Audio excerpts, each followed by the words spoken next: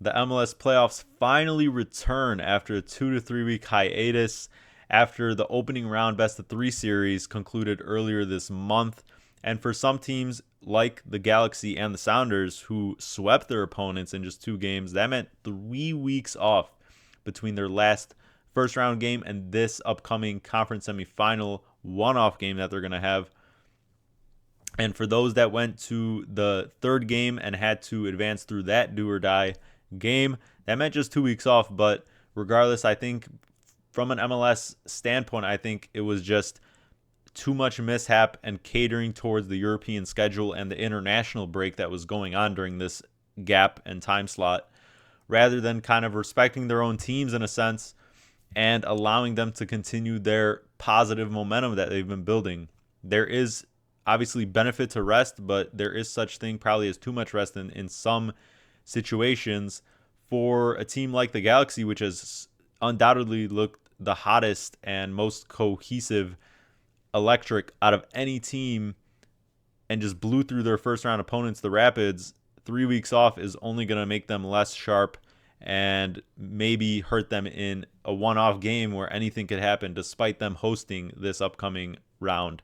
But also on the flip side, for another team like Atlanta United, who, as everyone knows by now, upset Inter Miami, the talk of the whole playoffs, that could do them well. Obviously, they're going to have some bias because they've been grinding out games, grinding out results the whole last month of the regular season. On top of this, Miami series was treated like the playoffs just to make the wild card round. So they have certainly suffered also injuries as well, and they have probably been looking forward to a little bit of some rest and trying to have a little bit of time to come off that emotional high and focus on this next round. But arguments to be made for both sides. I just think for some situations, especially when you're going to have a round of best of 3 in the round one, some teams are going to advance quicker than others, and to have a break scheduled is just crazy because kind of teams who advance faster are being kind of punished in a sense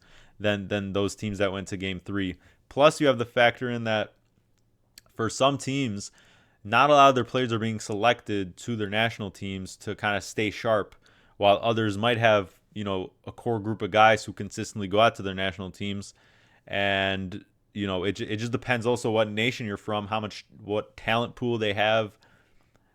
For someone like LAFC and Boanga with Gabon, like, he's obviously going to be selected. There aren't like too many left wingers, coming out of Gabon, but for other teams it might be different, right? You're like 7th on the pecking order. It's not just because you play in MLS, but regardless, there's so much more talent, and you can't control those things, right?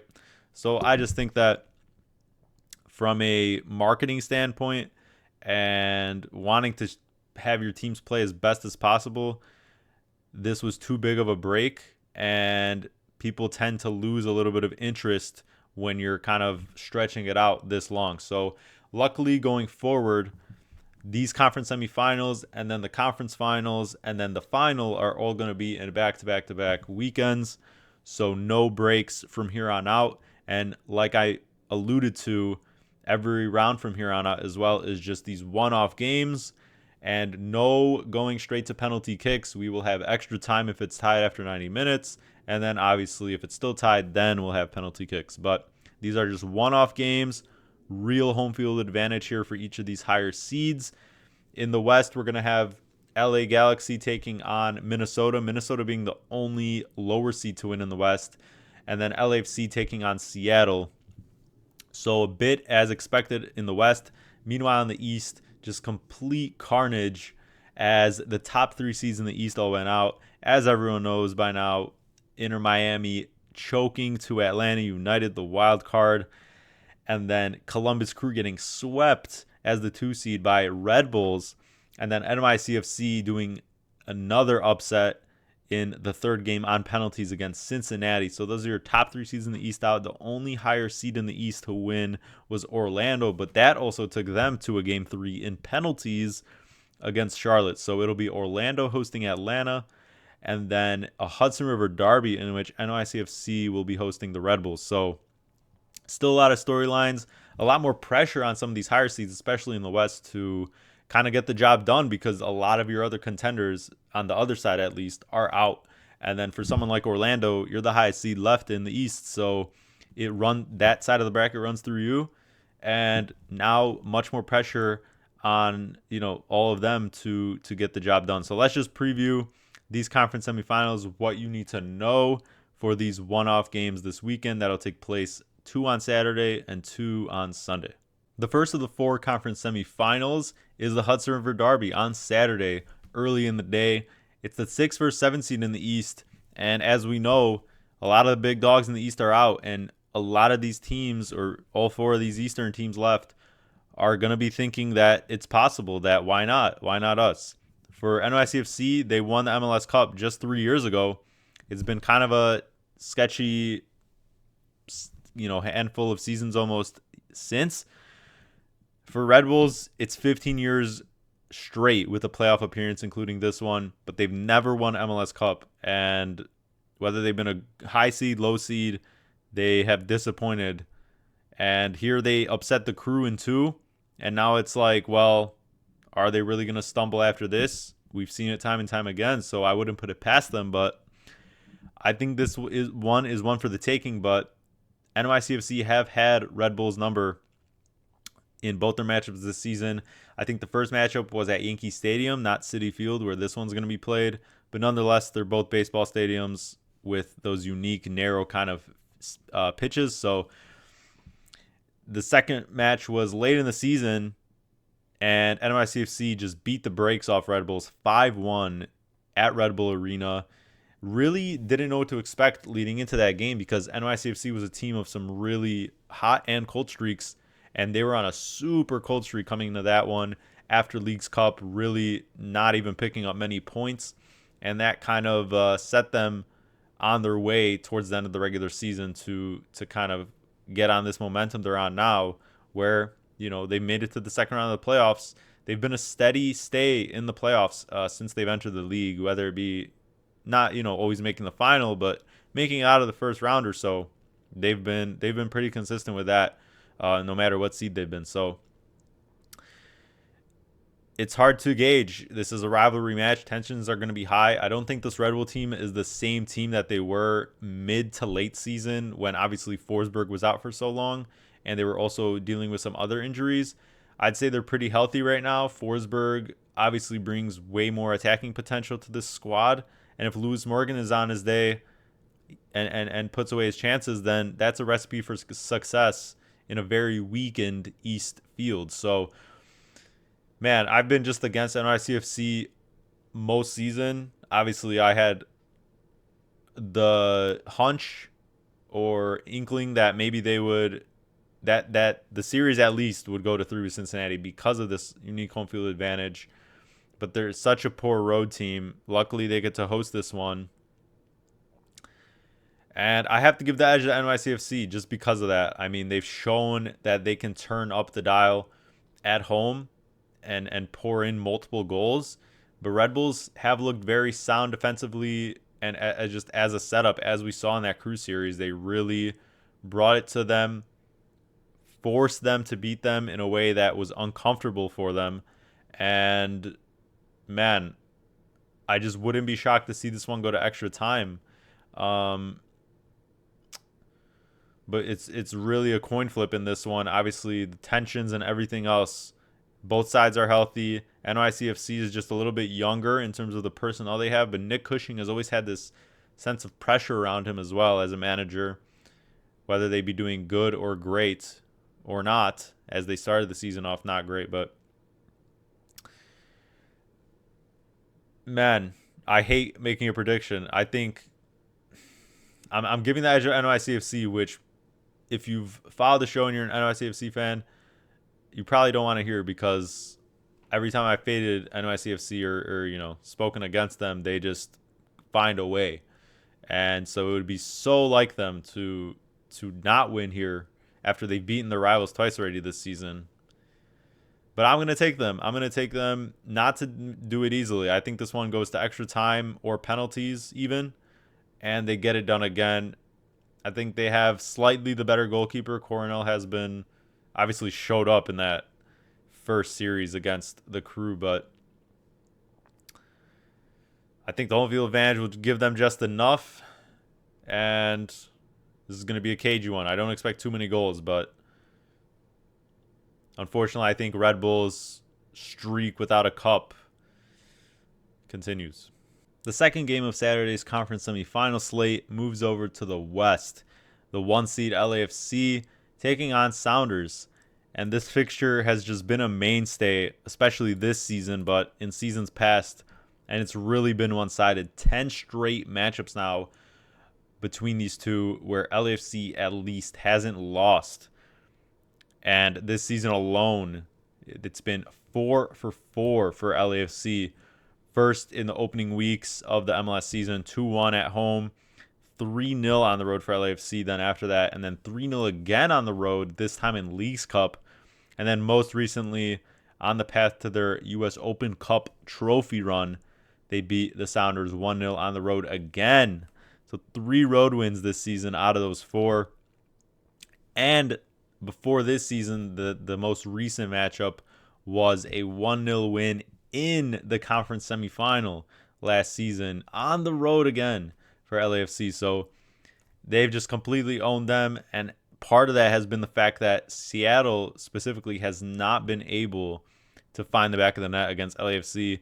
And they're going to find it much harder here on the road, where LAFC obviously seems to just find a way, no matter how maybe lackluster at times they might play. They find that one goal or two from some Bowanga or Bogusz magic, and it's wraps.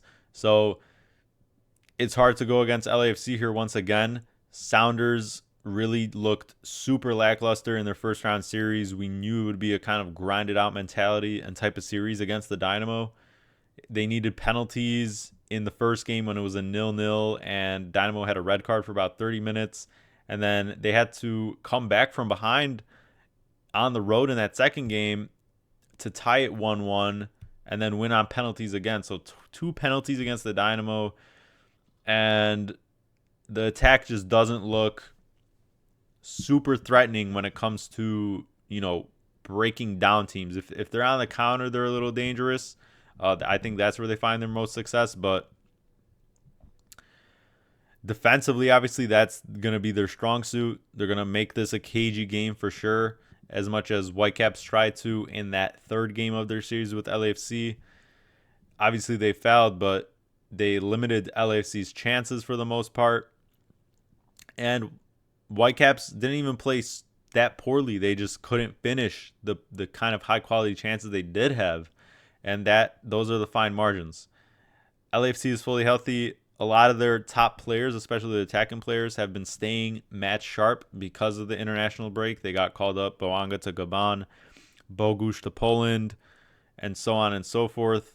So I just don't see how many times, like I said in the preview of LAFC's series with the Whitecaps, how many chances do you want at this team before, until you win? I just don't think it's going to happen again. In a one-off game, obviously there's that potential if you just have one bad night, but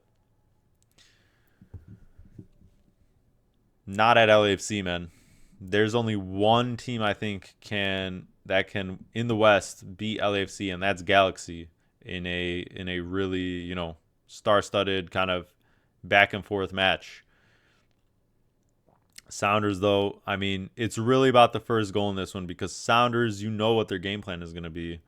And once LAFC have gotten that first goal in every game, for the most part, they have just flown after that and piled it on. Bowanga just sprinting across the field and just burying this team. So it depends what formation they're going to run too, whether you want to run a 3-4-3, 4-3-3, and concede that kind of space in the midfield, because Brian White, like I mentioned, Whitecaps, they had some really quality chances in behind, and he just couldn't finish those chances. In game 1, he hit the post, and in game 3, he tried to chip it, and just, that also went wide when he was just purely one-on-one against Lloris. So can Jordan Morris or whoever step up? Jordan Morris has had a hamstring problem as well. Is he going to recover?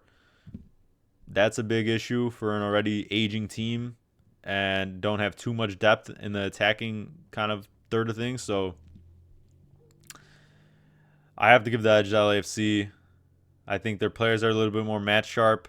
Sounders have had that extra rest on the other hand, but I think this one's pretty cut and dry. LAFC just has to, also both these teams are two very coordinated defenses all season, some of the best defensive numbers. So it's going to be a little tighter. The total is kind of leaning towards that it could be a very low scoring game. And yeah, I think one goal is going to do it in this one. But LAFC just has those killers. And I think they're just going to show up once again. Moving on to Sunday slate, we start in the East with the other conference semifinal. Orlando City, the highest seed left remaining in the East with the number 4 seed, taking on Atlanta, who came out of the wild card gauntlet, the Miami gauntlet, and are still standing. Dax McCarty's long MLS career still lives on, and these guys are just playing for pride with house money, and they're taking their chances. That's the most important thing. They're finishing their high quality chances. And in transition, watch out with this team. For Orlando, they've never reached it past this stage under Oscar Pereja. That's been a theme under him, even when they've been have had much more expectations. They haven't gone farther than the conference semifinals. So they're looking to make their first conference final appearance. Meanwhile, Atlanta, who is obviously one of the newer-ish teams, but obviously not so much after more expansion teams have joined the fold. They already have won a championship, but obviously low expectations going into these playoffs. They've already, done their part by causing the biggest upset in MLS history.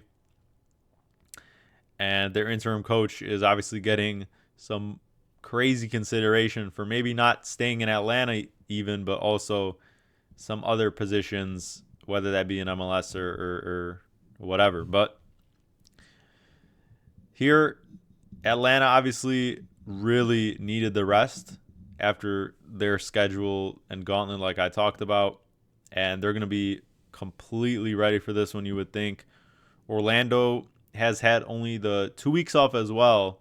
But they had to go through a grueling series themselves against the stingy Charlotte team and win on penalties in Game 3. They weren't very convincing. And I think Atlanta's going to allow them to have the ball a lot, which Charlotte also did because that's just in their nature. But I think Atlanta is not as,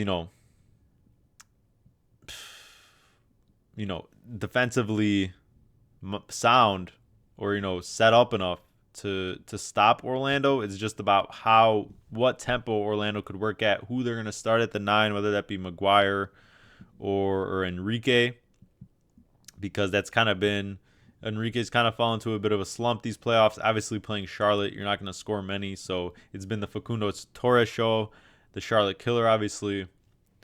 And this is going to be another tight one. I think Orlando has to seize this opportunity, being that they are the home team. They're the highest remaining seed. You couldn't ask for an easier path to the MLS Cup final.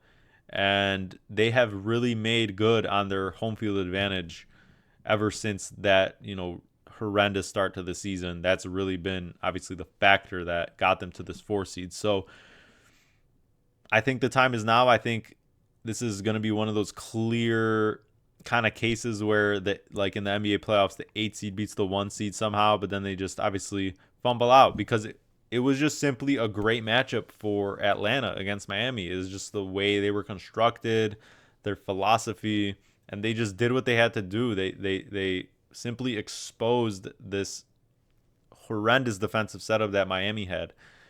But that doesn't mean that they're better than Orlando. They have gotten the better of Orlando in both their matchups this season, but I think Orlando's guys are a little more just going to be focused on the task at hand. And I think Saba time might be over. But man, I mean, it would be a fantastic story if they continued, no doubt about it. But Orlando's home dominance has just been too much. I think we've seen the most of the upsets of these playoffs. I'm probably an idiot, though. I mean, everyone's an idiot. No one predicted any of this or most of this, that we would even be talking about Atlanta still. But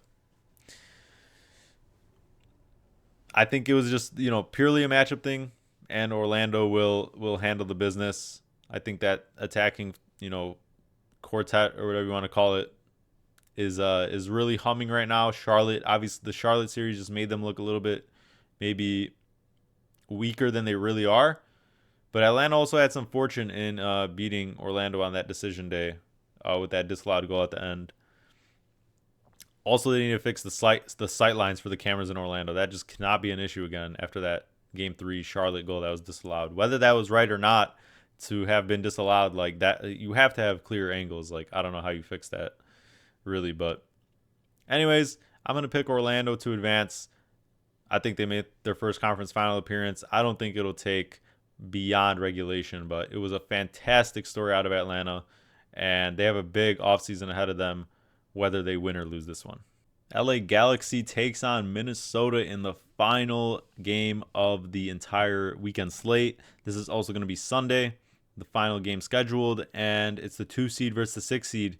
For the Galaxy, historically, they are the most successful team in MLS history with 5 cups, but their last cup was a decade ago, and they're trying to get back to that same type of status after, obviously a long time from lifting it. For Minnesota, they've made the playoffs in almost every season since they came into the league about 7-8 years ago, but this is the first time they have made it past the first round. Most of the other times, or all the other times that they did make the playoffs, they were round 1 exits. So kudos to them. Eric Ramsey has taken this team to obviously new heights in a sense, and they have been playing great ball. They've defensively, they've really turned a corner. Granted, they played some obviously weaker teams in the final stretch of the regular season, and a really low on confidence RSL team, but not to take away from them. But LA Galaxy are a different beast. And obviously, Minnesota is going to set up in this kind of 5-4-1 type of wing back kind of system and try to counter. LA Galaxy has mistakes in them. That's gonna be their downfall if they do, crash out of these playoffs at all, and don't win MLS Cup. But man, can they score? And like I mentioned, could the 3 weeks off kind of derail their momentum? Who knows? Maybe, but I'm sure they're staying as sharp as possible. The rest could do them a little good, and they haven't lost at home this season. They have not lost, and they've, for the most part, when they've won, they've blown teams out. They blew Colorado out of the water. And man, I mean, I don't think, like I said, I think this El Trafico is destined to happen. There's really no teams besides each other that can beat each other in terms of both the LA teams. And man, I mean, this could just be a high scoring one again. LA Galaxy could concede here for sure, because Minnesota, I think, has had a more cohesive attack than Colorado did, with Colorado obviously losing some guys to injury. But really, it's kind of about how much Galaxy pushed for that goal early on, and then obviously they could run away with it, because then the kind of pressure is a little bit off them to control the game, and they can just counter you to death. So honestly, I have no doubt in my mind that Galaxy are going to make pretty easy work of Minnesota. Not to disrespect Minnesota, but I just don't see this being the team that knocks this team off, especially on the road. And they also, as much as Yeboah and other players have been stepping up down the stretch, you saw their limitations against a team like RSL. It didn't even come easy, even though it was an upset. Dane St. Clair is going to have to stand on his head once again. And I don't know if he could do that against these killer Ps, with how many chances they're going to create with Puig and Royce kind of pulling the strings. I just don't see it, man. I think this is another one that maybe could be a little closer, but ultimately probably looks like a bloodbath on the scoreline. And yeah, I think we're destined for an El Trafico, especially after all the upsets in the East. I think we're going to have some normalcy continue in the West. Thanks for tuning in again, everyone. I think I just picked all 4 home favorites this weekend, so that is certain to go swimmingly in MLS. That's certain to hit 4 for 4, as we all know, especially after this round 1. But anyways, I just think the normalcy will come out on top. I think we're maybe deserving of an El Trafico, conference final at the very least, after some other tasty matchups have been taken from us. And, I don't want to call rig or anything on anything, obviously, but from a marketing standpoint, MLS would probably like that at the very least after their golden boy is out and everyone else in the East, at least the top seeds. So there's still some storylines there. I'm sorry if I've disrespected your team a little bit, but for those remaining. But, a lot of high seeds losing and a big break in between rounds doesn't bode well for your ratings. And, I think these LA teams, regardless, have just too much firepower to not be on a collision course. So they're just one round away. I think we're going to get that, especially in the East. That's obviously the side of just carnage. So we'll see what happens. But we'll be back reacting to these weekend's matches. And I'll see you ahead of the conference finals. See you, everyone.